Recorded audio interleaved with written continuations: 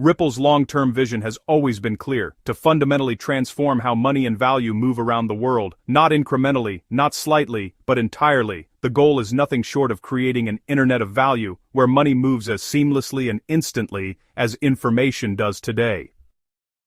And once again, another major domino has fallen. Ripple has just secured a preliminary electronic money institution license in Europe, approved through Luxembourg's financial regulator. This is not a small step. This is Ripple's 75th plus regulatory license or registration globally, and it marks a pivotal moment in the expansion of Ripple payments across the European Union.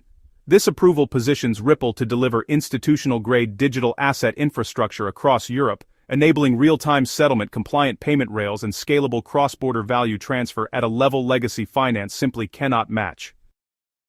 The timing here is not accidental. Ripple's regulatory momentum is accelerating globally. Over $95 billion in payment volume has already been processed using Ripple's infrastructure. The system now touches nearly 90% of daily foreign exchange markets worldwide. And Europe, through its early adoption of comprehensive digital asset regulations, is emerging as a leader in bringing blockchain from pilot programs into full commercial deployment. This is not about theory anymore. This is about execution. At the core of this shift is one of the most inefficient mechanisms in global finance today: nostro and vostro accounts.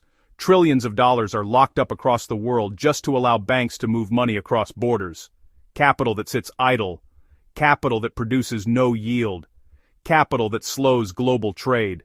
Ripple's model changes that. By using XRP as a bridge asset, institutions can eliminate the need for pre-funded accounts altogether.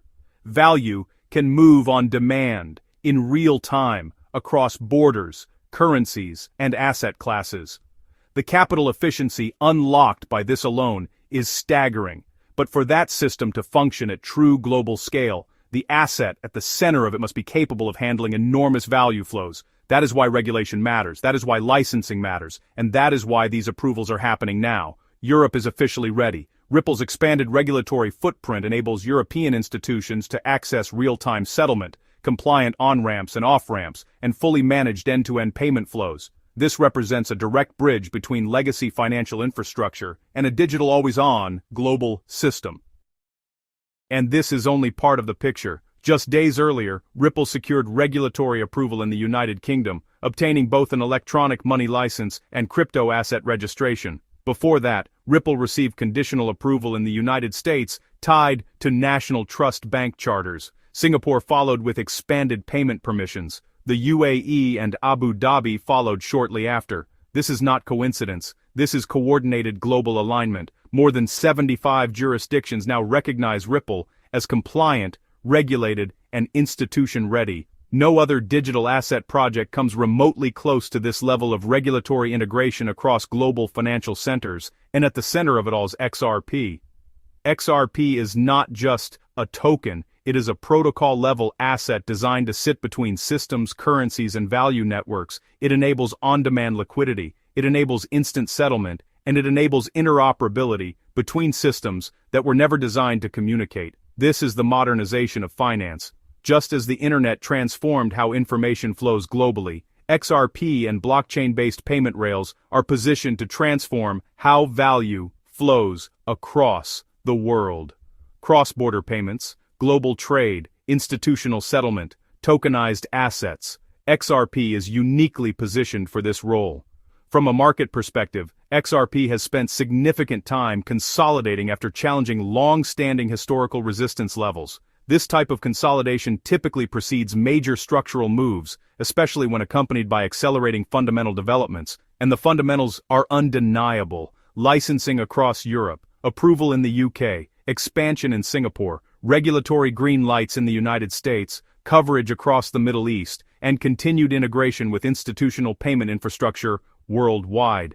Name another digital asset with this level of regulatory reach. There isn't one. Yet despite all of this, XRP is still misunderstood, still dismissed by some, still labeled incorrectly by critics who fail to understand what regulatory clarity, institutional adoption, and infrastructure-level integration actually mean. The reality is simple. If XRP succeeds in its role as a global bridge asset, its value will be a direct reflection of the volume of value it facilitates. That means its upside is tied not to speculation alone, but to real-world utility, adoption, and global financial transformation. Britain alone accounts for roughly half of global foreign exchange trading. Europe represents a massive portion of global commerce. Unlocking efficiency in these markets doesn't just move money faster, it frees capital, stimulates trade, and accelerates economic growth. That is why these dominoes matter. This week alone delivered 2 major regulatory milestones across Europe and the UK. And they will not be the last. The global financial system is shifting. Quietly, methodically, and structurally. Ripple and XRP are positioned directly at the center of that shift. Let me know your thoughts in the comments. Do you think we are witnessing the early stages of a complete financial transformation? Or do you believe the market is still underestimating what is happening? If you found value in this breakdown, make sure to like the video, subscribe to Express Econ Geofinance Insights, and share your perspective below. More to come.